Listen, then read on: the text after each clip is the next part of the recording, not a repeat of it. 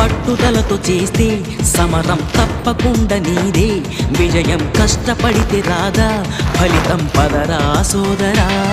నీ ధైర్యం తోడై ఉండగా ఏ సాయం కోసం చూడక, నీ ధ్యేయం చూపే మార్గంలో పోరా సూటిగా. ఏ నాడు వెనకడుగేయక, ఏ అడుగు తడబడనీయక, నీ గమ్యం చేరేదాకా దూసుకుపోరా సోదరా. పట్టుదలతో చేస్తే సమరం తప్పకుండా నీదే, విజయం కష్టపడితే రాదా ఫలితం పదరా సోదరా.